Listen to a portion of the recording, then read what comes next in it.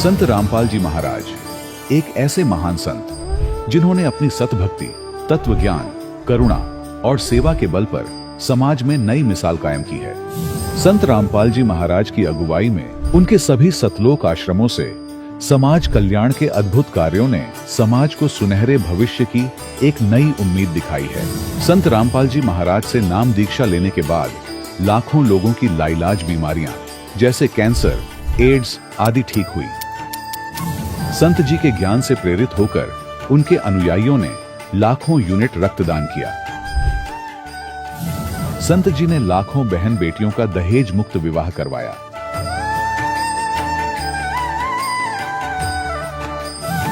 संत जी ने लाखों लोगों का नशा छुड़वाया, करोड़ों उजड़े परिवार बसे। संत जी के आश्रमों में समागम के दौरान निःशुल्क नेत्र चिकित्सा, दंत चिकित्सा प्रदान की जाती है। संत रामपाल जी महाराज द्वारा समय समय पर पर्यावरण संरक्षण के उद्देश्य से बड़े स्तर पर वृक्षारोपण किया जाता है। संत जी ने जरूरतमंदों को तत्काल राहत पहुंचाने के लिए एम्बुलेंस सेवा शुरू की। संत जी अपने अनुयायियों को देहदान के लिए प्रेरित करते हैं, जिससे मानवता की सेवा और चिकित्सा क्षेत्र में सुधार हो सके। संत रामपाल जी महाराज के सभी आश्रमों में हर रोज निःशुल्क भंडारा आयोजित किया जाता है, जहां हर वर्ग, हर जाति और हर धर्म के लोग एक साथ बैठकर भोजन करते हैं।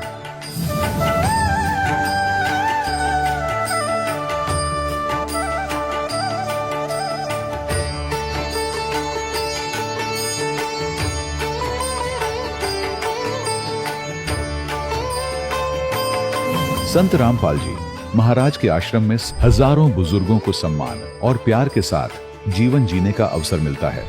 उनके खाने, रहने और स्वास्थ्य की पूरी जिम्मेदारी संत रामपाल जी महाराज उठाते हैं। अनाथ बच्चों के लिए संत रामपाल जी महाराज के सभी आश्रम किसी वरदान से कम नहीं। यहाँ उन्हें शिक्षा, संस्कार और भविष्य के लिए बेहतर अवसर प्रदान किए जाते हैं। चाहे बाढ़ हो, भूकंप या महामारी, संत रामपाल जी महाराज और उनके अनुयायी हमेशा ही जरूरतमंदों के लिए सबसे आगे खड़े रहते हैं। कोविड महामारी के दौरान संत रामपाल जी महाराज के आश्रमों से करोड़ों लोगों के लिए भोजन, दवाइयां और जीवन रक्षक सामग्रियां उपलब्ध कराई गई। चाहे गरीब की मदद हो या किसी शोषित और पीड़ित वर्ग के हक और सम्मान की लड़ाई, संत रामपाल जी महाराज ने हमेशा ही उनकी दबी आवाज को सरकारों तक पहुंचाया है और उन्हें उचित न्याय दिलवाने में अहम भूमिका अदा की है। समाज में आध्यात्मिक और सामाजिक मूल्यों के प्रति जागरूकता लाने में संत रामपाल जी महाराज हर कदम पर मानवता के सच्चे सेवक साबित हुए हैं। संत रामपाल जी महाराज का जीवन हमें सिखाता है कि सच्ची सेवा वही है जो निस्वार्थ भाव से की जाए। आइए हम भी इस महान सेवा के कार्य में इस महान संत से जुड़ें और संत रामपाल जी महाराज से नाम दीक्षा लेकर अपने जीवन को धन्य बनाएं।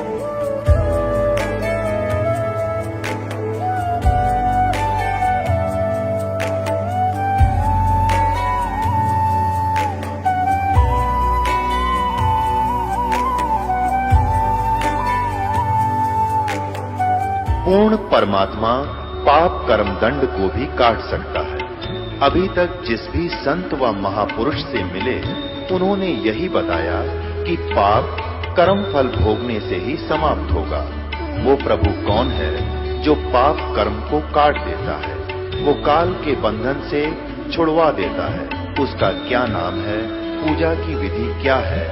कृपया अवश्य सुनिए जगत गुरु तत्वदर्शी संत रामपाल जी महाराज के अमृत वचन। सत साहिब दर्शकों, क्या एक साधारण इंसान की जिंदगी में ऐसा चमत्कार हो सकता है जिससे उसके हर दुख और हर पीड़ा मिट जाए? जी हां, ऐसा ही कुछ हुआ है मध्य प्रदेश के रहने वाले मनीराम पटेल जी के साथ। मनीराम जी शुरू से ही पारंपरिक भक्ति साधना किया करते थे, लेकिन फिर भी उनके परिवार में अनेकों समस्याएं थीं। इनकी बहन एक बीमारी से जूझ रही थी जो ठीक होने का नाम ही नहीं ले रही थी। मनीराम जी का पूरा परिवार आर्थिक तंगी का भी शिकार था। लेकिन दर्शकों, आज मनीराम जी का कहना है कि जब से मैंने संत रामपाल जी महाराज की शरण ग्रहण की है, तभी से मेरा जीवन पूर्ण रूप से बदल गया है। आज मैं और मेरा परिवार पूर्ण रूप से स्वस्थ हैं। मुझे संत रामपाल जी महाराज के रूप में पूर्ण परमात्मा मिल गए हैं। दर्शकों, आइए जानते हैं कि मनीराम जी ऐसा क्यों कह रहे हैं। आखिर संत रामपाल जी महाराज ने मनीराम जी के साथ कौन से चमत्कार कर दिए? आइए सुनते हैं मनीराम पटेल जी की कहानी उन्हीं की जुबानी। सर नमस्कार। नमस्कार। सर क्या नाम है आपका? मनीराम पटेल, ग्राम भोगावा, तहसील पुनासा, जिला खंडवा, मध्य प्रदेश का निवासी हूँ। संत रामपाल जी महाराज से नाम दीक्षा कब लिया आपने? संत रामपाल जी महाराज से नाम दीक्षा 20/3/2013 को ली। सर संत रामपाल जी महाराज की शरण में आने से पहले आप क्या भक्ति करते थे? संत रामपाल जी महाराज की शरण में आने के पहले मैं साधु संतों में खूब जाता था। मेरे गांव के पास नर्मदा जी है, मेरी खेती बाड़ी से लगी हुई नर्मदा जी है, वहाँ एक साधु जी का स्थान था। मैं बाबा किशनदास फक्कड़दास जी से जुड़ा और उनने मेरे को ओम नमः शिवाय का जाप दिया और साधु संतों में जाया आया करता था और गणेश, राम, श्री कृष्ण सबकी भक्ति करता था।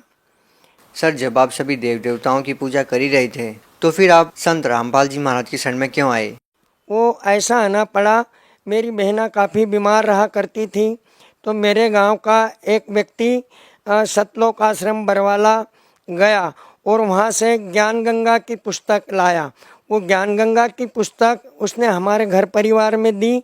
जब उसको हमने पढ़ा, अध्ययन किया, तो मन में विचार आया कि जीजी की तबीयत वहाँ से ठीक हो सकती है, इसलिए हम संत रामपाल जी महाराज के सतलोक आश्रम पहुँच गए। सर आप संत रामपाल जी महाराज की शरण में इसलिए गए कि आपकी बहन की जो तबीयत थी वो बहुत ख़राब रहती थी, उसका इलाज करवाने के लिए, या फिर उनकी बीमारी ठीक नहीं हो रही थी, उसका समाधान करवाने के लिए आप संत रामपाल जी महाराज की शरण में गए। तो क्या सर संत रामपाल जी महाराज की शरण में जाने के बाद आपके बहन की बीमारी ठीक हुई? क्या आपको उनकी बीमारी में राहत मिली?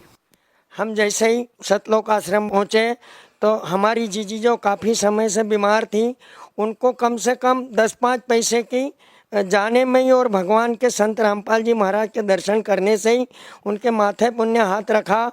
वो बहना खूब रोने लगी और थोड़ा उनके स्वास्थ्य में फर्क पड़ा, अंतर हुआ, 10-5 पैसे की उनको फ़ायदा हुई। तो हमको ये विश्वास हो गई कि अब दुनिया में ऐसे संत के पास जाने से इतना बीमार जब अच्छा हो सकता है तो और भी आगे कुछ फ़ायदे होंगे इस मनुष्य जीवन में। फिर क्या हुआ कि मैं किसान था, तो मेरी एक ज़मीन जो थी वो बिकी और अच्छे भाव में बिकी। मैंने सोचा दूसरी जगह में अपन ज़मीन खरीद लेंगे। तो हमारे गांव के पास एक साधु बाबा का स्थान है। उस साधु बाबा ने मेरे बेटे से 6.5 लाख रुपए, 6,51,000 रुपये ले लिए और कहा कि भाई ये आप दे दो, हम कुंभ के मेला में ये साधु संतों में भंडारा करेंगे और तुमको डबल पैसा दे देंगे। अब साहब वो हमको परेशान करने लग गए। अब जब भी हम जाएं बोले 4-8 दिन में दे देंगे, 4-6 दिन में दे देंगे, 10-5 दिन में दे देंगे। ऐसा करते करते हम 2-4-6-8-10 महीने तक जाते रहे। सब पैसे के लिए दिक्कत हो गई, मेरे पे कर्जा हो गया। गरीब आदमी, किसान आदमी, घर में झगड़े होने लगे, कर्जे वालों की तगादा होने लगी। बार बार उनके पास जाकर कहने लगे। उनने ऐसा करते करते हमको काफ़ी समय निकाल दिया। फिर दिमाग में ये बात आई कि बहना को हम वहाँ सतलोक आश्रम ले गए थे, ज़रूर क्यों ना गुरुजी की, संत रामपाल जी महाराज की शरण में चलें, ज़रूर वहाँ से अपना पैसा कुछ भी देने के लिए वो कहेंगे। और विश्वास हो गई थी मन को।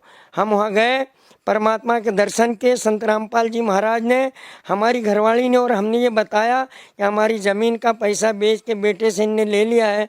महाराज खूब हंसे और महाराज जी ने कहा कि हमने जो ये भक्ति तुमको करने के लिए दी है, इसको करते रहना, तुम्हारा गुरु महाराज सब पैसा ढीले से दिलवा देंगे। ऐसा कुछ रहा कि कुछ समय के बाद उनके गुरु जी आए जो गांव में साधु जी, उनके गुरु इधर मथुरा के आसपास कोई उनका छापा गांव में कोई स्थान है, वहाँ से आए। उनने धीरे धीरे हमको 4 लाख रुपए के चेक दिलवा दिए। चेक को बैंक में डाल रहे थे, बैंक से वो उसका पैसा नहीं निकल रहा था, बाउंस हो जा रहा था। फिर बंदी छोड़ संत रामपाल जी महाराज की दया से वो पैसे की बिल्कुल उम्मीद नहीं थी, हम तो रोग आके रोज दिक्कत में थे। परमात्मा की ऐसी दया हुई, वो पैसा मेरा निकल गया। वो पैसा मेरे को वापिस उस साधु के द्वारा मिल गया। और मैं काफ़ी समय से जो बवासीर की बीमारी से बीमार था, भोजन टाइम से कर नहीं पाता था, और 10-12 चिलम गांजा पीने की जो मेरे को आदत पड़ी हुई थी, वो मेरी आदत छूट गई। और कर्जे में था, मेरा सब कर्जा दिवा गया, कर्जा निपट गया। और आज मैं सब बातों से सुखी चैन अमन से हूँ, और सारी दिक्कतों झंझटों से दूर होकर के चैन अमन का जीवन जीता हूँ। गांव में रहता हूँ, किसान हूँ, ये मेरे को फ़ायदे हुए। और ऐसे छोटे छोटे अनेकों लाभ हुए मेरे को। एक बार मेरी ज़मीन की एक पावती गुम हो गई। मैंने तहसीलदार से कहा, पटवारी से कहा, कोई बनाने के लिए तैयार नहीं था। मैंने परमात्मा से अर्जी लगाई, बार बार परमात्मा को निवेदन करा। संत रामपाल जी महाराज रात को मेरे सपने में आए। यही सफ़ेद कुर्ता पजामा और जैकेट पहने थे, माथे पे साफा बांधा था। ऐसे ही मेरे मामा जी की हुलिया थी, हंस रहे थे, मेरा नाम बोला, अरे बलीराम पटेल सोया है, तेरी पावती नहीं बन रही है। मेरे को रोना ही, मैंने कहा नहीं बन रही, काफ़ी समय से परेशान हूँ, लोग परेशान करते हैं, पावती नहीं बना रहे। परमात्मा की, संत रामपाल जी महाराज की, उस भगवान की, उस परमात्मा की, उस गुरु जी की ऐसी दया हुई कि मेरे को एक पावती नहीं 4-4 पावतियाँ बना करके दे गए। एक तहसीलदार ने बना दी, एक पटवारी ने बना दी, एक एसडीएम ने बना दी, एक कलेक्टर ने। जब 4 पावती एक किसान के पास देखी, ऐसा होता नहीं है, तो कलेक्टर ने पूछा एसडीएम से, बोले इनके पास 4 पावती। एसडीएम कहता साहब आपके आदेश से बनाई, तहसीलदार कहता आपके आदेश से बनाई, पटवारी कहता आपके आदेश से बनाई। आज मेरे पास एक पावती है, 3 पावतियाँ उनने उनकी वापस जमा कर ली। और तो साहब जीवन में छोटी मोटी ऐसी अनेकों घटनाएं हुई। एक बार मेरा बच्चा काफ़ी बीमार हो गया था, तो परमात्मा की ऐसी कुछ दया हुई, मैंने उनको मन ही मन भावों से याद करा है। परमात्मा, डॉक्टरों ने इसको मना कर दिया है कि आपके बच्चे का जीवन मुश्किल है।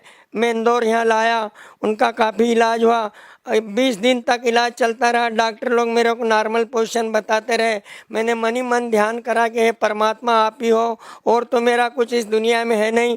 संत रामपाल जी महाराज की ऐसी दया हुई, मेरा बच्चा अच्छा है, चंगा है, आज वो डॉक्टर है। मैं पूरे परिवार के साथ गाँव में रहता हूँ, घर रहता हूँ, किसान हूँ, आबाद हूँ, और अच्छे से खाता पीता हूँ, और कर्जे से मुक्त हूँ। और ऐसे मेरे को अनेकों लाभ हुए। सर, जैसा कि आपने बताया कि पहले आप गांजा पीते थे, चिलम पीते थे, आप बहुत नशा करते थे। सर, आपका वो नशा कैसे छूटा? वो नशा में जैसे ही सतलोक आश्रम गया, तो संत रामपाल जी महाराज की ऐसी कृपा हुई कि उनने मेरे माथे पे हाथ रखा दर्शन करते ही, तो मेरे मन के भाव अपने आप एकदम बदल गए। और वहाँ से मेरे मन में ये भाव आ गया, ये सब बुरी लत है। आज मैं न कोई गांजा, न कोई भांग, न कोई गुटखा। मेरे को गांजा, भांग, गुटखा, कमला पसंद कम से कम 100-150 रुपए की खर्चा लगती थी। दिन में 25 चिलम गांजा लगता था, 10 गुटके लगते थे, 5-7 कमला पसंद खाता था। वो सब छूट गई, और सारी विविधाओं से दूर होकर के आज मैं बड़ा चंगा हूँ और खुश हूँ। सर, यहाँ पे आपने एक हैरान करने वाली बात बताई है कि पहले आप बहुत नशा करते थे, लेकिन संत रामपाल जी महाराज के शरण में जाने के बाद उन्होंने जब आपको आशीर्वाद दिया, और उनके आशीर्वाद से आपके मन के भाव ही बदल गए। सर, ऐसा देखने में आता है कि जो लोग नशा करते हैं वो चाहकर भी नहीं छोड़ पाते। सरकार इसके लिए बड़ी बड़ी योजनाएं लेके आती है, नशा मुक्ति केंद्र खोलती है, उसके बावजूद भी लोग नशा नहीं छोड़ पाते हैं, सरकारें भी नशा नहीं छुड़वा पाती है। लेकिन क्या सर, जो लोग नशा छोड़ना चाहते हैं और वो संत रामपाल जी महाराज से नाम दीक्षा लेते हैं, तो क्या उनका भी नशा छूट जाएगा? हाँ, जो लोग परमात्मा श्री संत रामपाल जी महाराज की शरण में जाते हैं, उनसे नामदान लेते हैं, वाकई उनका नशा छूट जाता है। ये मेरा स्वयं का अनुभव भी है, ये मैंने देखा भी है। मेरे से ज़्यादा बदमाश तो और कोई हो नहीं सकता, क्योंकि मेरे को तो 25 चिलम गांजे की लगती थी। घर से पटेल आदमी था, खूब गांजा पी पी के कर्जा कर रखा था, भांग भी पीता था, और जो भी नशे थे दुनिया के, वो लगभग सब मैं करता रहता था। पर संत रामपाल जी महाराज की शरण में जाने से मेरी वो नशे की लत छूट गई। मैं आज चंगा हूँ, दोनों समय भोजन करता हूँ, बवासीर की बीमारी भी ख़त्म हो गई। मैं अपने जितने भी भाई बहन, जो भी हिंदुस्तान के किसान गृहस्थ, जो भी लोग हैं, जीवधारी जितने भी जीव हैं, उनसे अपने तरफ से एक निवेदन करूंगा, बार बार निवेदन करूंगा कि जितने भी नशेड़ी पतेड़ी भाई बंद हैं वो संत रामपाल जी महाराज की शरण में जाएं। मेरा अनुभव है, मेरा दावा है और मेरा उनसे बार बार निवेदन है हाथ जोड़ करके कि वो संत रामपाल जी महाराज की शरण में जाएं। उनका दारू, मांस, मटन, व्यभिचार इत्यादि बुराइयां, कुरीतियां सब छूट करके वो जीवन में चंगे हो जाएंगे, कर्जे बाम से उतर जाएंगे और अपने घर में चैन और अमन का जीवन जिएंगे। ये मेरी निवेदन है लोगों से। जी बहुत बहुत धन्यवाद आपका। जी दर्शकों, अभी आपने सुने संत रामपाल जी महाराज से दीक्षा प्राप्त करके सुखी हुए भक्त के अनुभव। अब देखिए जगत गुरु तत्वदर्शी संत रामपाल जी महाराज के मंगल प्रवचन। 1997 में इसी फागुन उतरते की प्रथमा को दास को कबीर परमेश्वर मिले थे और आदेश दे गए थे, बेटा अब शुरू कर दे, अब समय आ गया सतनाम देने का।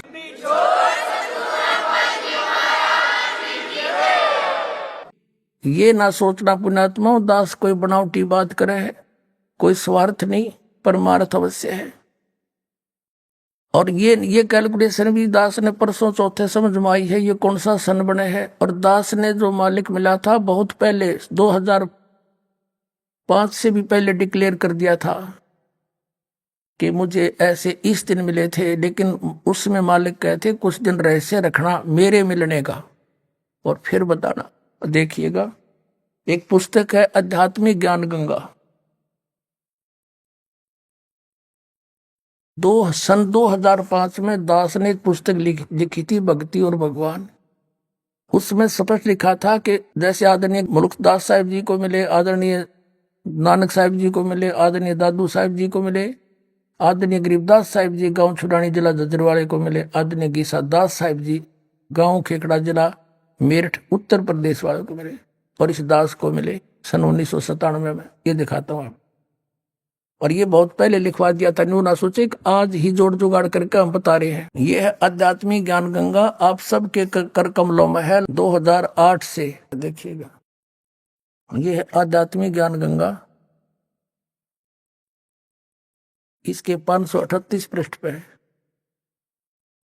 और यहां देखिएगा नीचे से मुझ दास रामपाल दास को परमेश्वर कबीर साहिब जी संवत 2054 फाल्गुन मास शुक्ल पक्ष प्रथम एकम मार्च 1997 को दिन के 10 बजे मिले और सार शब्द की वास्तविकता तथा संगत को दान देने का सही समय का संकेत करके अंतर ध्यान हो गए। इसको अगले आदेश तक रहस्य युक्त रखने का आदेश दिया।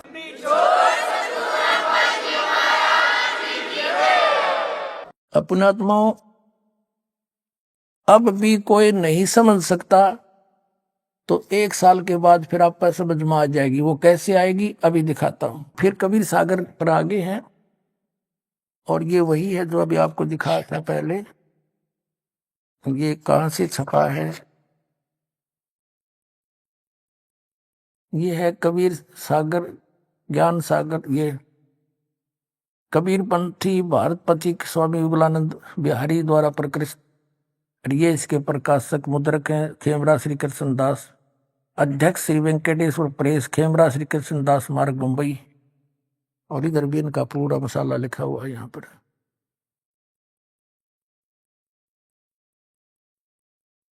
अब यहाँ हम इसके आप जी ने कबीर वाणी और कबीर चरित्र बोध, कबीर वाणी कबीर चरित्र बोध सागर में ये सारा पढ़ दिया। ये 12 पंथ चलो सो भेद ये आपने पढ़ा। अब इसके 136 पर आपने पढ़ा, इसके 34 पर और निर्णय दिया है बोध सागर में।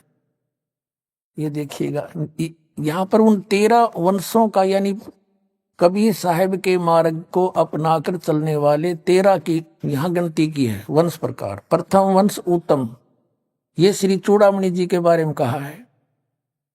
और दूसरा वंश अहंकारी, तीसरा वंश प्रचंड, चौथा वंश बिरहे, पांचवा वंश निंद्रा, छठा वंश उदास, सातवां वंश ज्ञान चतुराई, आज जैसे 8वां 10 पंथ विरोध, 11वें वंश प्रगट पसारा और 12वें वंश प्रगट हुए उजियारा।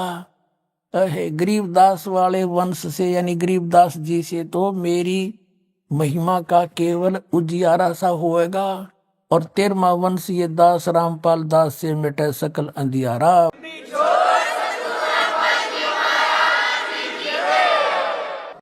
अब हम आपको ले चलते हैं इसी कबीर सागर के एक अनमोल और खजाना हाथ लगे अपने। 171 पृष्ठ है, समसम वेद बोध, और ये वही बोध सागर खंड है। इसका अध्याय है समसम वेद बोध, 171 पृष्ठ पे। यहाँ क्या 171 पृष्ठ पे, 170 से थोड़ा सा पढ़ेंगे हम यहाँ से नीचे से। सत कबीर वचन यानी परमात्मा के वचन कबीर साहब बोल रहे हैं सारी, बस इतना ही काफी है। अब देखो ये यहाँ आगे हम 171 पर यहाँ कहा परमात्मा ने 5 सहंस 5 और 500 5500 5 सहंस 5 सहंस माने 5000 और 500 यानी 5500 जब कलयुग बीत जाए, महापुरुष फरमान तब जग तारण को आए।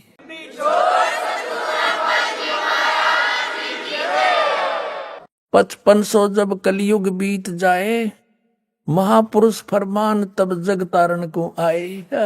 कबीर साहब ने 600 वर्ष पहले लिखा था, और इन भविष्य वक्ताओं ने तो बाद में परमात्मा के द्वारा रचे विधान को ही बताया है। जैसे सूर्य उदय होना ही था, क्यों परमात्मा ने निर्धारित कर रखा है। बताने वाले ने बता दिया, अच्छा है, ना बताता तो भी होना ही था। हिंदू तुर्क आदिक सब जेते जीव जहान, सतनाम की साख गह ये पावे पद निर्वाण।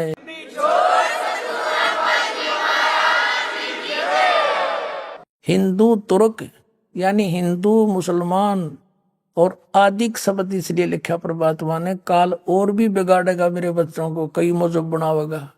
आदि जितने भी धर्म हैं और जेते जीव जहान, जो सतनाम की साख गहे वो पावे पद निर्वाण, वो मोक्ष पद को प्राप्त होंगे, जहां जाने के बाद फिर लौट कर नहीं आते।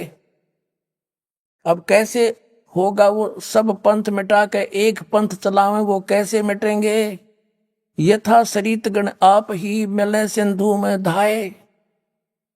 सरितगण माने दरिया, नदियां अपने आप दौड़कर सिंधु में जाकर मिलकर एक हो जाती हैं। ऐसे सत्सुकृत के मध्य, उस सच्चे पंथ के मध्य, तिमी माने उस प्रकार सभी पंथ समाये।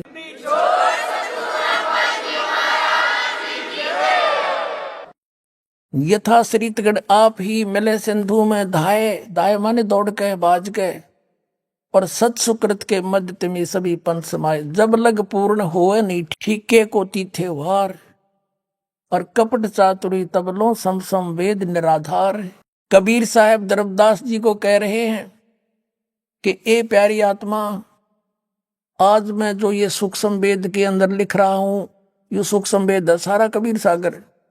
मैं जो आज लिख रहा हूं या आज बोल रहा हूं, तू लिख रहा है, ये आज का बोला, जब तक वो ठीक का समय नहीं, वो ठीक नहीं आवेगी। ठीक का अर्थ होता है निर्धारित समय। जैसे हम उस समय जन्म हुआ दास का, उस समय हमें अपनी लोकल लैंग्वेज का यूज गणा करना पड़ा था। तो हमारे सभी नगर निवासी ग्रामवासी ये कहा करते, जैसे कोई व्यापारी भैंस ले जाता था और पैसे कुछ नहीं दे पाता था, कहता था फलाने दिन आ जाना, फिर कहता था भी नहीं बने 2 महीने पीछे आ जाना उस दिन। तो कहा करते कि वो व्यापारी पैसा ना देकर आगे से आगे ठीक बता रहा है। ठीक माने निर्धारित समय दे रहा है और समय बतावा है। तो यहाँ परमात्मा ने कहा कि जब लग वो ठीक का तिथिवार नहीं आवेगा, वो 5505 नहीं आवेंगे, तब लग तो मेरी बात या सूक्ष्म वेद में कही हुई बिन कति निराधार लगेगी क्या, कि सभी पंथ ऐसे मिल जाएंगे उस एक पंथ में जैसे दरिया भाग करावे हैं, सब पंथ मिटा के एक चलाऊंगा। कहते आज ना दच्चे या बात है, जब लग पूर्ण होए नहीं ठीके को तीथेवार, ठीक की तीथीवार और कपट चातुरी तब लगे।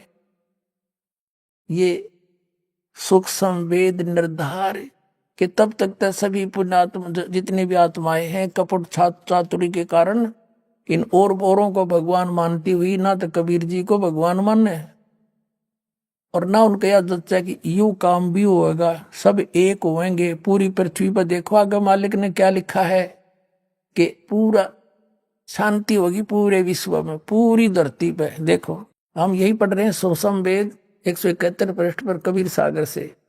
अब हम यहां आ गए हैं कि जब लग पूर्ण होए नहीं ठीके को तिथिवार, इस ठीक की तिथिवार वो दिन नहीं आवेगा। और कपट चातुरी तब लो और सब संवेद निराधार, तब तक तो सारे प्राणी कपट और चतुरता से काम लेंगे, कर्म बिगाड़ेंगे अपने। और मेरा ये लिखा हुआ सब संवेद सब निराधार नजर आवेगा। और फिर देखना जब ठीक का दिन आवंत, यो ठीक है ठीक नहीं, अंत नहीं आवंत, सब ही नारी नर शुद्ध, सब ही नर नारी शुद्ध हो जाएंगे, बुराई छोड़ देंगे, कपट चातुरी छोड़ देंगे। सब ही नर नारी शुद्ध तब जब ठीक ठीक का दिन आवंत, यो ठीक का दिन है, गलती मेरे मिसप्रिंट हो रहा है। और कपट चातुरी छोड़ के शरण कबीर गहंत,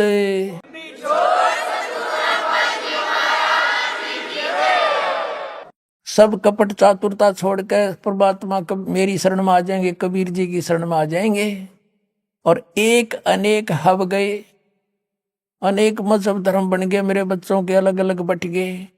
और पुनः अनेक हो एक, हंस चले सतलोक को सब सत नाम की टेक।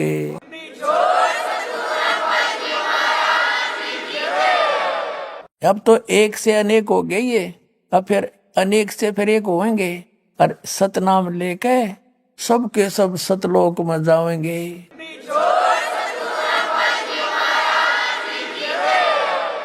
फिर क्या बताते हैं, घर घर बोध विचार हो और दुर्मति दूर बहाए।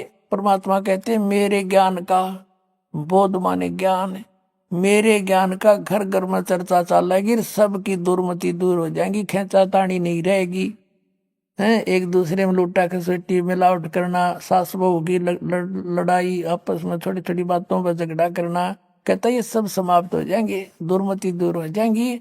और कलयुग में एक होकर सब बरतें सहज सुभाए। फिर कहा कि कहा उग्र का सूदर हो, हर सभी की भव भीड़, चाहे डाकू चोर लुटेरे हो, चाहे छोटे बड़ी जात हो। और कहते हैं सो समान समदृष्टि हो, सब एक समान दृष्टि हो जाएंगे। वो संत जो होगा वो एक समान दृष्टि का होगा, वो समर्थ सत कबीर।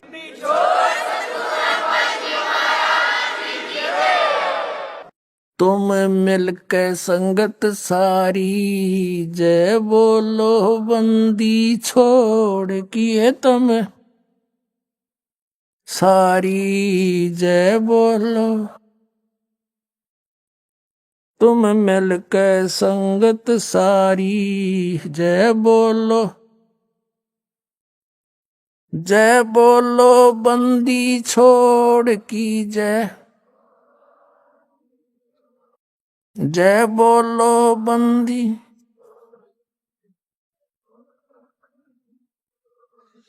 तुम मिलके संगत सारी, भक्तों के हितकारी बनके सबकी करो संभाल जी, भक्तों के हितकारी बनके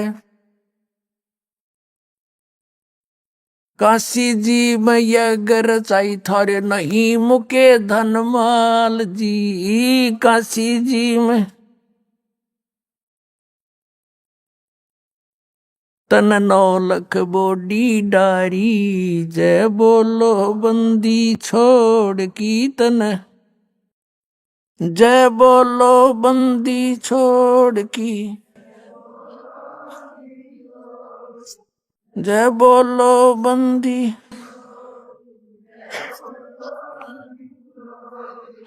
तुम मिल के संगत सारी, जय बोलो, तुम मिल के संगत सारी। पुण्यात्माओं, आपका सौभाग्य है कि वो समय आ गया है, परमात्मा ने वो समय निर्धारित किया हुआ था, आ गया है और आपका कल्याण बहुत शीघ्र हो जाएगा। और परमात्मा ने लिखा है कि ये समय कलयुग, जो कलयुग में घोर आग लाग रही है, कपट चतुराई खेचा तानी, ये कति समाप्त हो जाएगी और सभी पूरे विश्व में कहते हैं बरतें सहज स्वभाव। जैसे आप देख रहे हैं ये बच्चे कैसे दोनों हाथों दान कर रहे हैं, सब बुराइयां छोड़ दी, बीड़ी शराब मांस तम्बाकू रिश्वतखोरी कति निर्मल हो गए और आज इनकी कितनी आत्मा खुश हो रही है ये। और परमात्मा ने आपके ऊपर सतनाम का भंडारा खोल दिया, आपका बेड़ा पार होगा।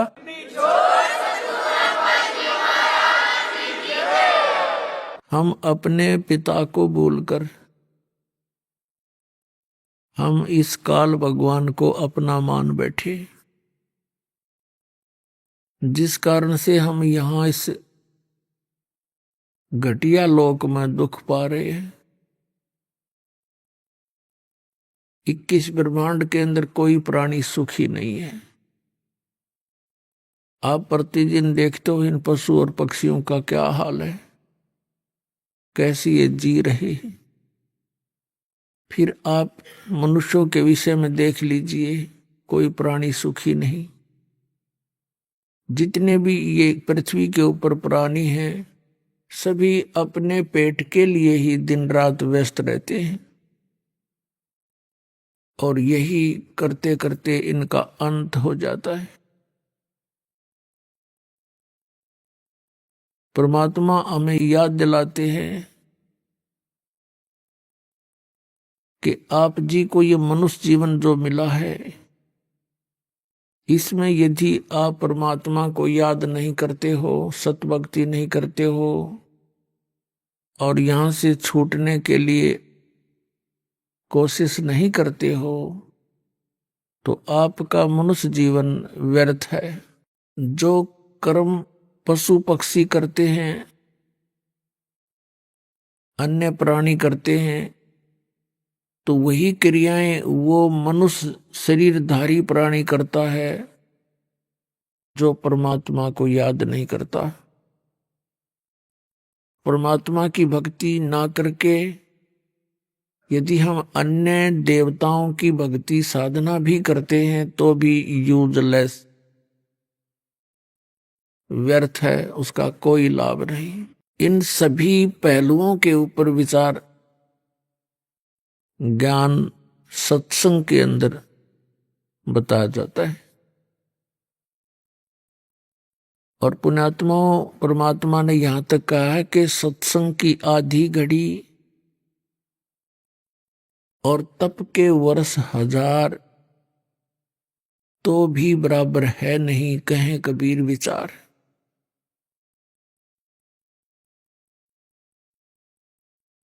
तो पुण्यात्मा, प्रथम तो मनुष्य जीवन का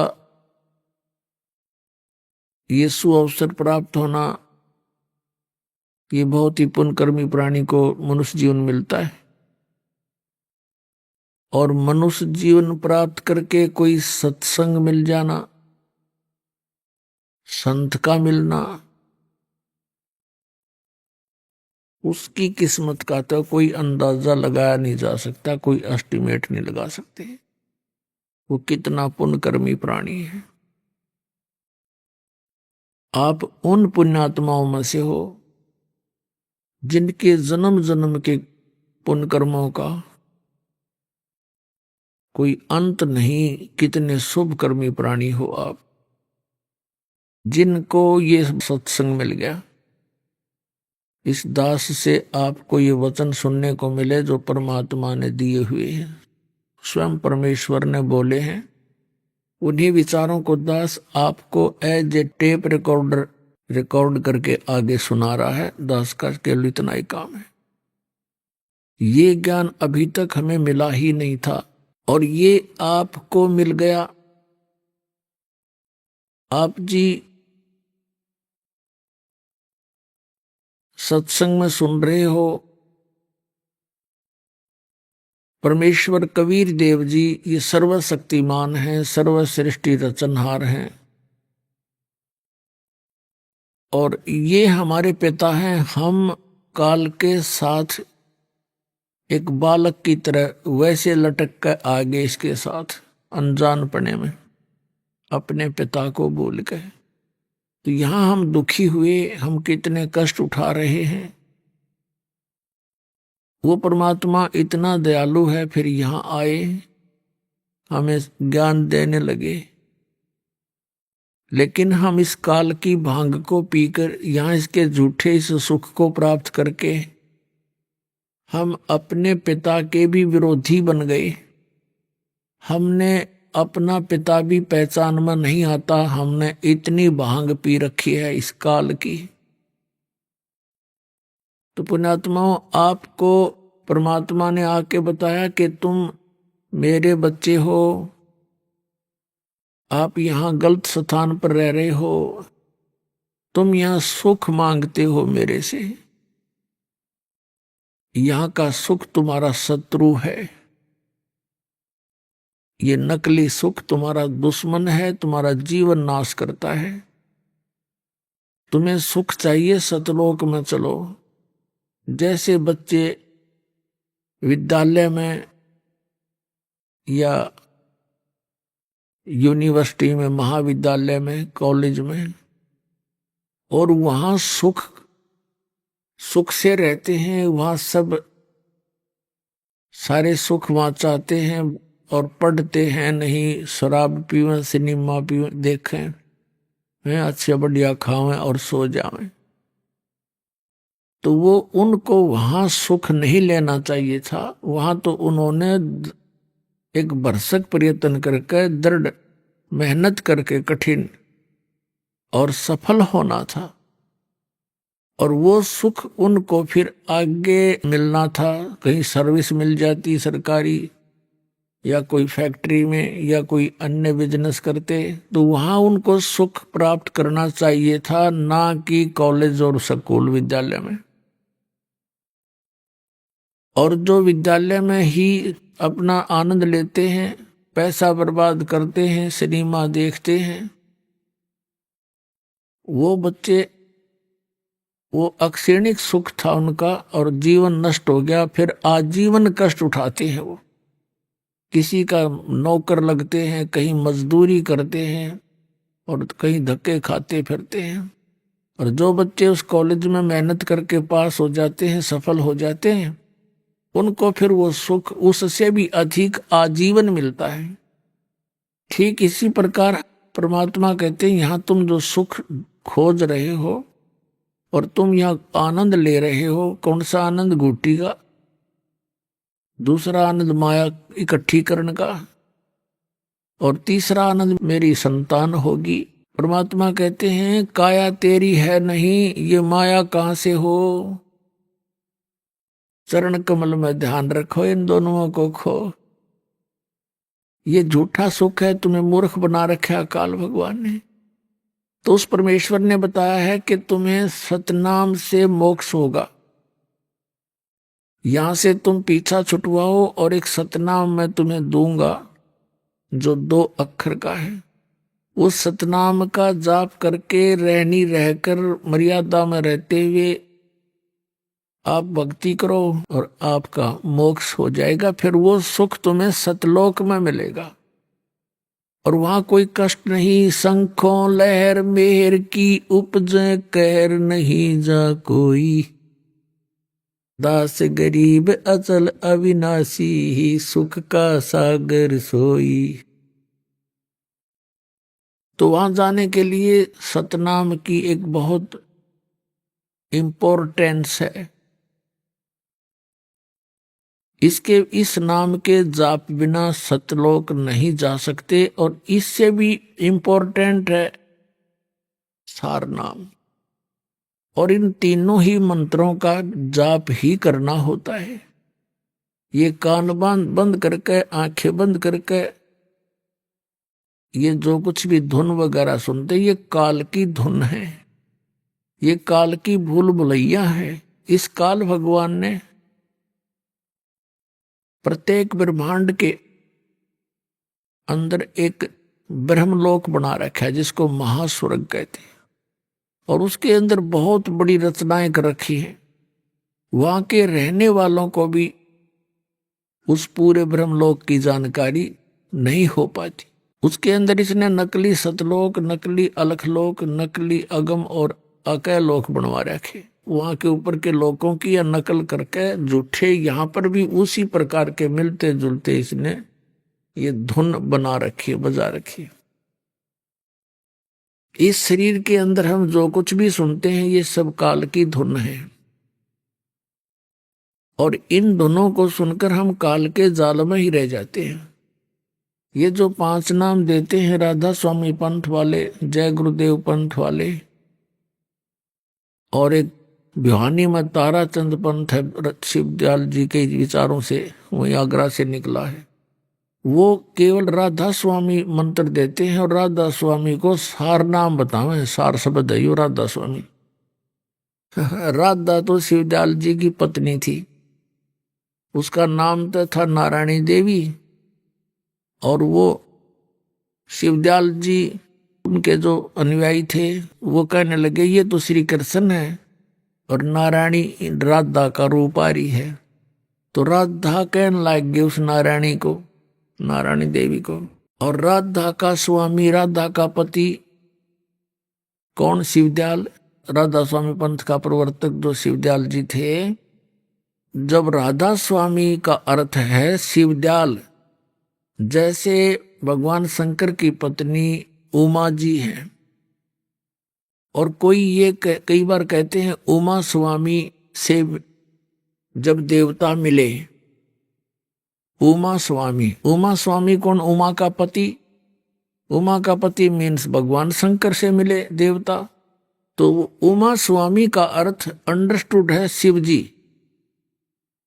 राधा स्वामी का अर्थ है सीधा शिवदयाल। तो ये ताराचंद वाला ग्रुप जनोद भिवानी में हरियाणा का, वो कहता मैंने सबसे बढ़िया खोज करके मंत्र दे रखा है, राधा स्वामी सार शब्द है, इसका जाप करो।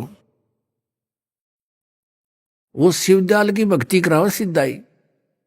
और वो शिवदयाल बन रहा भूत, बुक्की में बोला अपनी शिष्या में। तो ये काल ने ऐसे भ्रमित कर दिया और इनका जीवन नष्ट करवा दिया करोड़ों पुण्यात्माओं का। तो पुण्यात्माओं, इस सतनाम से जीव का मोक्ष होगा जो 2 अक्षर का है। और ये पूरा ग्रुप धन धन सतगुरु, जय गुरुदेव, धन धन सतगुरु, सच्चा सौदा सिरसा वाले, ये सारे शिवदयाल जी के चेले हैं। उन्हीं से के विचारों से निकला हुआ ये पंथ, अलग अलग नाम रख लिए इन्हें। सच्चा सौदा सिरसा वाले 3 नाम देने लगे, इनको किसी ने टोक दिया कि 5 नाम तक काल के हैं। इन मनमुखी नाम 3 शुरू कर दिया, काल मूर्त, शब्द स्वरूपी राम और सतपुरुष। ये तो ऐसा है जैसे जल पानी नीर, जल पानी नीर। जल कहो, पानी कहो, नीर कहो, वाटर कहो। अब उसको तो हमने खोजना है, पाना है, वो मिले कैसे? वो जल पानी नीर कहने से नहीं मिलेगा, उसके लिए प्रोसीजर न्यारा है। हैंडपंप लगाने के लिए उस जल पानी नीर से अलग इंस्ट्रूमेंट हैं जिनसे वो जल मिलेगा, पानी मिलेगा, नीर मिलेगा। तो अकाल मूर्त कहो, चाहे उसे शब्द स्वरूपी राम कहो, चाहे सतपुरुष कहो, ये उस परम अक्षर ब्रह्म परमात्मा की कबीर देव जी के उपमा है। अकाल मूर्त का अर्थ है जिस मूर्ति का काल ना हो, साकार परमात्मा का। सत्य पुरुष अविनाशी परमात्मा। अकाल मूर्त का अर्थ भी अविनाशी परमात्मा, शब्द स्वरूपी राम का अर्थ भी अविनाशी परमात्मा। शब्द खंड नहीं होता तो वो अविनाशी रूप परमात्मा, सतपुरुष कहो चाहे अकाल मूर्त कहो चाहे शब्द स्वरूपी राम कहो, ये तो एक का बहुत है। जल पानी नीर कहना तो मूर्खता है उसको।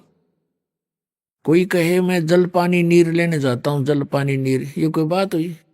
समझदार आदमी कभी बोलेगा ऐसे? वो कहेगा जल लेने जा रहा हूं भाई, बात इतनी काफी है। तो ये बालकों कैसे विचार हैं इन लोगों के, और ये बन बैठे संत और महंत दुनिया को बर्बाद कर डाला, इन्होंने नाश कर दिया जीवन। पुण्यात्माओं, आपके कोई 1-2 लाख रुपये बर्बाद करवा दे, ना लेकर देवे तो कोई बात नहीं, उसमें भी टाइम पास हो सके, आदमी टोटे में काम चला ले। और जिसने मनुष्य जीवन बर्बाद कर दिया, इसकी कीमत नहीं। एक श्वास की कीमत मनुष्य जीवन की।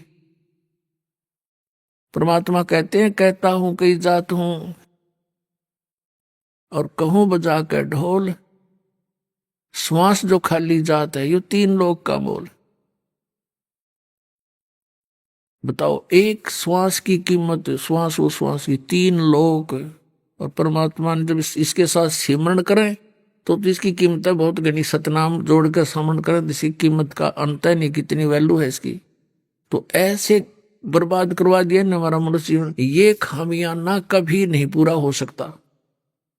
और ये जिनका शेष जीवन रह रहा है, उन नकलियां का फंस रहे हैं, उनको दौड़ कर यहां जाना चाहिए, अपना नाम लेकर ये पूर्ति कर सकते हैं, क्योंकि एक का सिमरण का बहुत लाभ मिल जाता आपको। पुण्यात्माओं, आप जी ने सत्संग में सुना कि ये सतनाम जो है एक बहुत ही कीमती मंत्र है, और ये अभी तक कुछ पुण्यात्माओं को छोड़कर किसी को प्राप्त नहीं हुआ, क्योंकि हम प्राप्त करने योग्य ना हुए, और जो इनके प्राप्त करने योग्य हो गए उनको परमात्मा ने दे दिया, और उनसे कह दिया था कि तुम अपना कल्याण कराओ, अभी इसको किसी को मत देना। जिन जिन पुण्यात्माओं को परमात्मा अपने विधान अनुसार, जैसा कि वो लीला करते ही करते हैं, उनको सबको सतनाम दिया था और कह दिया था कि इसको अभी उजागर मत करना, सार्वजनिक ना करना, और उनको प्रतिज्ञा दिला दी थी। जैसा कल आप जी को, आदरणीय नानक साहिब जी को कैसे परमात्मा मिले, बेई नदी से उनको लेकर के सचखंड गए, जिंदा महात्मा के रूप में आए, और नानक साहिब जी ने भी स्वीकारा इस बात को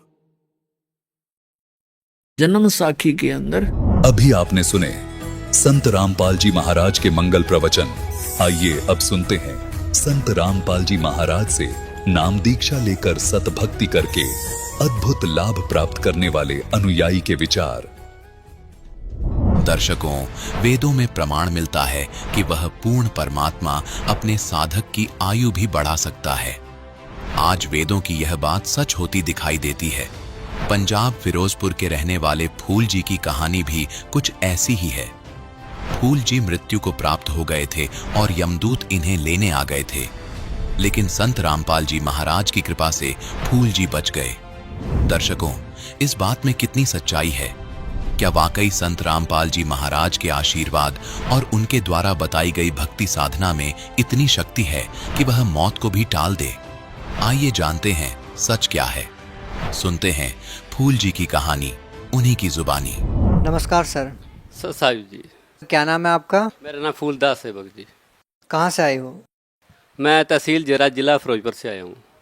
सर, संत रामपाल जी महाराज से नाम दीक्षा लेने से पहले आप क्या भक्ति साधना करते थे? शिव को मानता था, अन्य साधना करता था, जैसे देवी देवताओं को पूजना, पत्रों को पूजना, और उसके साथ सोमवार का व्रत करता था, मंगलवार मंदिर में जाता था, और वीरवार को पीरों की दरगाह पे जाता था, और जैसे रीति रिवाज है हमारे हिंदू धर्म में वैसे करता था मैं। सर, फिर आप संत रामपाल जी महाराज जी की शरण में कैसे आए? हम संत रामपाल जी महाराज की शरण में एक दिन टेलीविजन देख रहे थे, तो ये सत्संग चल रहा था, तो जब देखा कि कोई पता नहीं था पहले संत रामपाल जी महाराज के बारे में, तो 1 या 2 मिनट की सत्संग सुनी थी और टेलीविजन का चैनल बदल दिया। उसके बाद कई महीने बीत जाने के बाद एक दिन मन में आया कि एक आदमी जो पहले पता नहीं था संत रामपाल जी महाराज के बारे में, तो ऐसे लगा जैसे कोई आदमी सत्संग कर रहा है बहुत ज़बरदस्त है, भी कुछ ना कुछ तो है सत्संग में। तो हमने एक दिन मेरी भगवती और मैंने कहा कि आज सत्संग देखेंगे। तो जब हम सत्संग देखने के लिए कह रहे तो बच्चा रोले पाने लगे कि नहीं हम शिवाजी राज्य चलते थे, उस समय शिवाजी राज्य देखेंगे। तो मैंने कहा कि नहीं आज तो सत्संग ही सुनेंगे। जब सत्संग देखी तो बंदी छोड़ सतगुरु रामपाल जी महाराज जी ने गीता दिखाई। तो गीता में प्रमाण दिखाए कि 3 लोग की जो करते भक्ति उनकी कभी ना होवे मुक्ति, ये शिव विष्णु और ये ब्रह्मा जी है, अजर अमर नहीं है। तो एकदम मेरे को धक्का सा लगा, क्योंकि मैं शिव को मानता था, सोमवार के व्रत भी करता था, मंदिर भी जाता था, मंगलवार को भी जाता प्रसाद चढ़ाता था। मैंने कहा ये क्या कह रहे हैं, ये कैसे हो सकता है कि ये अजर अमर नहीं है, ये तो अजर अमर है।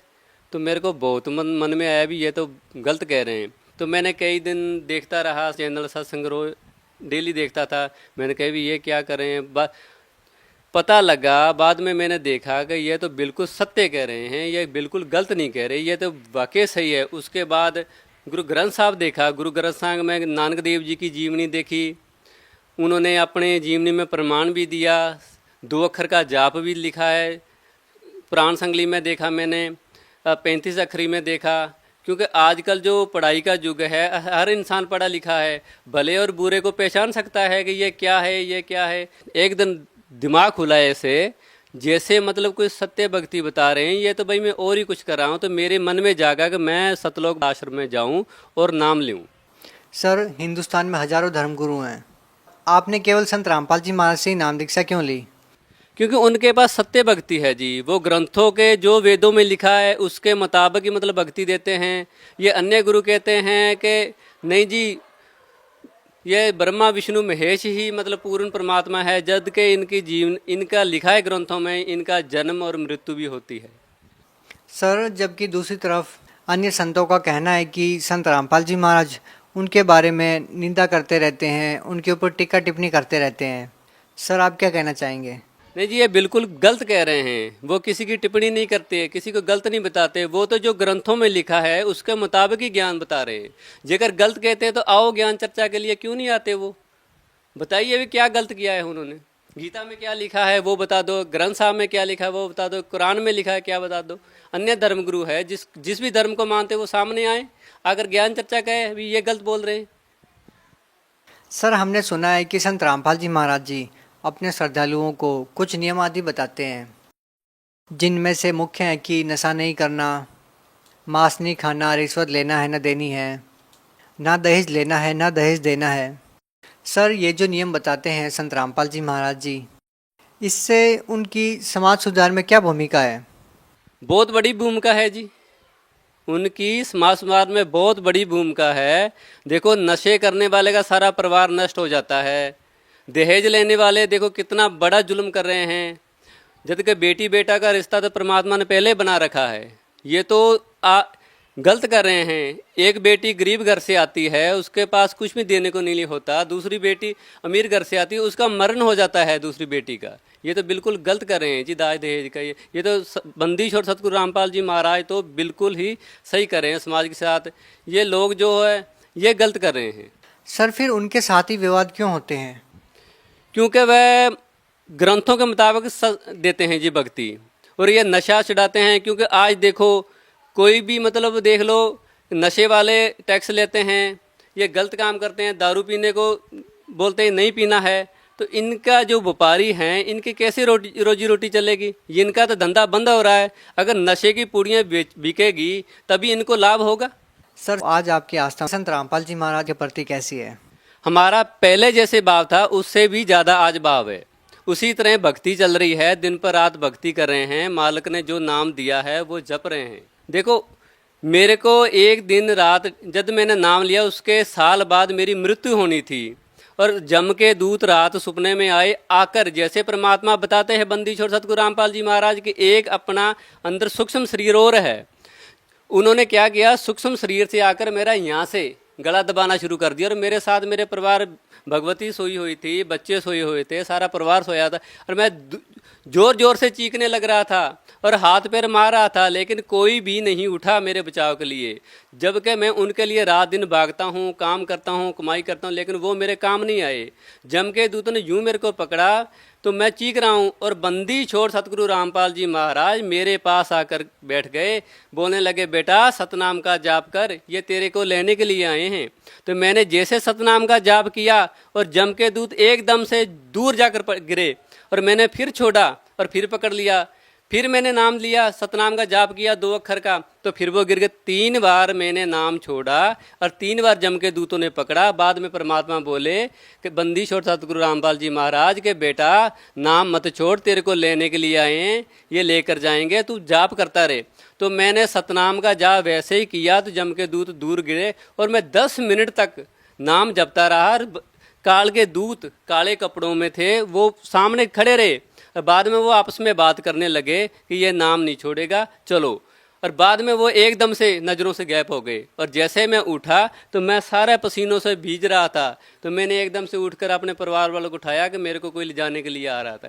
अगर मैं बंदी छोड़ सतगुरु रामपाल जी की शरण में आज नहीं होता उस टाइम, तो घर वालों ने सुबह उठ के ये कहना था इसको रात टैग हो गया, सही सोया था, रात को टैग हो गया। सर, संत रामपाल जी महाराज से नाम दीक्षा लेने के बाद आपको और क्या लाभ मिले? लाभ जो गिनाने शुरू कर दें तो लाभ तो बहुत हुए भगत जी। हमारा एक बंदी छोड़ सतगुरु रामपाल जी महाराज जी से नामदान लेने के बाद मेरा एक बच्चा है, अभी वो जवाहर नवोदय हॉस्टल में पढ़ता है, आज वो 9th में हो गया। जब मैंने नाम लेकर घर आया 2 दिन बाद में पता चला कि सेंट्रल गवर्नमेंट का स्कूल है जवाहर नवोदय हॉस्टल, उसमें उसकी सिलेक्शन हो गई। और उसके बाद दूसरा लाभ ये हुआ कि मेरा भतीजा था राजस्थान में, सीकर जिला गाँव मूंडवाड़ा में मेरा बड़ा भाई रहता है, और वो 12-13 साल की उम्र से मेरा जो भतीजा है वो घर से निकल गया था। निकलने के बाद वो पता चला, हमारे को 7 साल बाद में पता चला कि वो अमृतसर जेल के अंदर 302 के मुकदमे में फंसाया गया है। तो मैंने बंदी छोड़ सतगुरु रामपाल जी महाराज से प्रार्थना लगाई कि परमात्मा वो तो काल ने पकड़ लिया और आपका नाम है बंदी छोड़। बंदी छोड़ सतगुरु रामपाल जी की काल के बंधनों से परमात्मा आप छुड़ाते हैं। तो मालिक वो तो काल कोठरी में बंदे, हम कुछ नहीं कर सकते, परमात्मा आप ही उसे ला सकते हो, आप ही पूर्ण परमात्मा है और आप ही उसे ला सकते हो। तो मालिक से प्रार्थना लगाई तो परमात्मा ने बोला कि परमात्मा करेंगे, खुद परमात्मा है और कह रहे हैं खुद परमात्मा करेंगे, मालिक आप खुद परमात्मा। तो जैसे ही उसका केस चला, साल एक केस चलता रहा, पर केस में कोई भी गवाही नहीं हुई जब तक हम वहाँ पर नहीं पहुँचे। जब वहाँ पर पहुँचे तो विटनेस आने शुरू हो गए और 1 साल 1.5 साल केस चलता रहा। परमात्मा से प्रार्थना लगाते, मालिक उसे आप ही ला सकते हो, हमारी हैसियत नहीं है कि वो घर पर आए बच्चा। तो उसके बाद 1.5 साल बाद परमात्मा ने रजा करी और 302 के मुकदमे में मालिक ने बाइज्जत बरी करवा कर घर लेकर आए उसे। वो बंदी छोड़ सतगुरु रामपाल जी महाराज की दया से बरी हो गया जी। और हमारे घर के मान, और मैं बताता हूँ, हमारे घर के अंदर मेरी भगवती की दवाई, मेरे बच्चों की दवाई घर से जाती नहीं थी, लेकिन जब से हमने नाम लिया 3 साल हो गए, किसी गोली का या दवाई का किसी तरह का कोई दिक्कत ही नहीं आती कि गोली लें। पीछे से मेरे बेटे को, जैसे इंग्लिश में बोलते हैं टाइफाइड हो गया और पंजाबी में बोलते हैं माता निकल गई, और उसके बहुत निके निके दाग से हो गए। कोई बोलते इसे वहाँ पर ले जाओ, इसे वहाँ पर ले जाओ। तो बेटा कहने लगा, नहीं पापा जी मेरे को कहीं मत ले जाओ, मेरे को सुमरनी दे दो और मैं सतनाम का जाप करूँगा। आज वो बिल्कुल ही सही है, माल की दया से। आज वो मेरे आता ही यहाँ पर साथ इंटरव्यू देने के लिए, लेकिन उस स्कूल वाले जवाहर नवोदय हॉस्टल वाले उसे पठानकोट लेकर गए हैं कैंप के अंदर।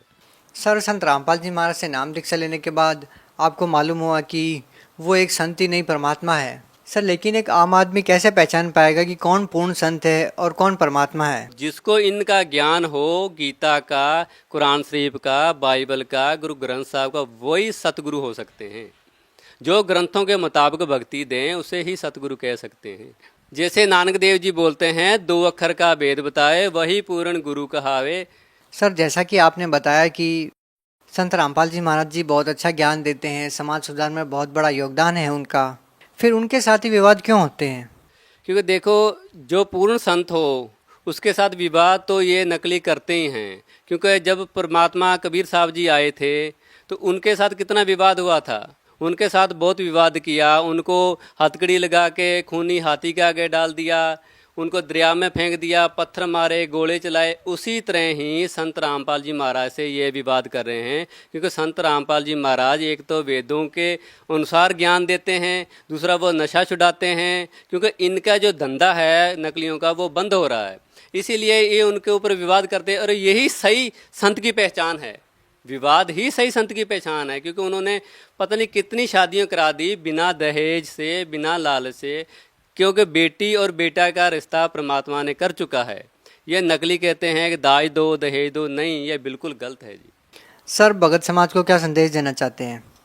मैं तो प्रार्थना कर सकता हूँ जी भगत समाज से भी, आजकल पढ़े लिखे हैं सभी, आप देखो सत्संग सुनो, चैनल पर सत्संग आता है, आप वेद देखो, और वेद देखो, वेद हर एक घर के अंदर वेद मिल जाता है। जैसे हिंदुओं के अंदर गीता है, कुरान शरीफ है, बाइबल है, हर धर्म के अंदर कोई ना कोई ग्रंथ होता है, वो देखो और मेज करो भी सही क्या है, जो सही मार्ग है वो अपनाओ, गलत मार्ग बिल्कुल ही मत अपनाओ। आप अगर गलत मार्ग अपनाओगे तो 84 लाख जूनों में जाओगे आप। जो सत्य ज्ञान आप देखो और पूर्ण मोक्ष कराओ। सर, जो श्रद्धालु संत रामपाल जी महाराज के ज्ञान से प्रेरित होकर उनसे नाम दीक्षा लेना चाहते हैं, तो उनसे नाम दीक्षा कैसे ले सकते हैं? देखो, परमात्मा ने, बंदिश और सतगुरु रामपाल जी महाराज ने हर जिले के अंदर नाम सतल खोल दिए हैं। वहाँ से आप कोऑर्डिनेटर से संपर्क कर सकते हैं। टेलीविज़न के ऊपर एक पट्टी आती है, उसमें फ़ोन नंबर दिए हुए हैं, उन फ़ोन नंबरों पर आप फ़ोन कीजिए। और जगह जगह पर परमात्मा ने नाम सतल खोल दिए हैं, आप कहीं से भी नाम ले सकते हैं। सर, आपको और क्या लाभ हुए? देखो जी, मेरे को लाभ तो बहुत हुए हैं। मेरी ज़िंदगी दुखों से जब मैं 3.5 साल का था, जब मेरे पिताजी की डेथ हो गई किसी, उससे लेकर जब नाम नहीं लिया था उससे पहले दुख ही दुख थे। और बंदिश और सतगुरु रामपाल जी महाराज की शरण में आने के बाद परमात्मा ने इतना सुख दे दिया कि मालिक मैं कह ही नहीं सकता, बता ही नहीं सकता भी, इतना सुख। अगर मैं एक बात भी झूठ बोलूं, तहसील जीरा, जिला फिरोजपुर, मेरा फ़ोन नंबर भी ले सकते हो। बिल्कुल आज जाकर देखो मेरा परिवार कितना सुखी है। मालिक की रजा हुई, बच्चा हॉस्टल में गया चला, एक मालिक का बच्चा और है, परिवार के 4 सदस्य हैं, चारों ने नाम लिया है। बंदिश और सतगुरु रामपाल जी महाराज की दया से बहुत अच्छा परिवार है और बहुत अच्छी कार कमाई भी अच्छी है मालिक की दया से। मेरी पत्नी बहुत बीमार रहती थी, उसकी दवाई चलती रहती थी, कभी जाड़ में दर्द, कितने पेट में दर्द, बहुत ज़्यादा, मतलब दवाइयों का इतना कहर टूटा हुआ था बीमारी का, बहुत ज़्यादा। और जब नाम लेने के लिए जाना तो उससे पहले भी वो बीमार कर दी काल ने, क्योंकि मैं पूजा करता था, शिव भगवान की व्रत करता था। काल नहीं चाहता था कि वे सतलोक बरवाड़ा आश्रम में परमात्मा के पास जाए और सत्य भक्ति करे। इतनी बीमार कर दी कि मैं आज 10-15 दिन लगातार दवाई दिलाने लगा, लेकिन उसको एक भी गोली का फ़र्क नहीं हुआ। पता नहीं मैंने कितनी शीशे पिला दी। डॉक्टर बोलता है इसके अंदर इन्फेक्शन हो गया, क्योंकि उस जब बाथरूम करने वाली जगह से उसे इतना दर्द होता था कि वो 2 कदम भी नहीं चल सकती थी। जिस दिन मैं बंदिश और सतगुरु रामपाल जी महाराज के पास जाना था, तो उसके पहले 2 इंजेक्शन लगने थे, जैसे एक आज लगना है, एक काल लगना है, लेकिन मैंने एक इंजेक्शन सुबेरे लगवा दिया, एक शाम को लगवा दिया। 3 दिन की दवाई मैंने ले ली एडवांस भी, चलो रास्ते में किसी तरह से कोई दिक्कत ना आवे। लेकिन वो दवाई उसी तरह मैं सतलोक बरवाड़ा आश्रम में ले गया और वापस नाम लेकर वापस घर में आ गया, लेकिन एक गोली भी नहीं ली। और भगवती के बिल्कुल ही, मेरी पत्नी के बिल्कुल ही दर्द नहीं हुआ। धन्यवाद सर। सत साई भगत।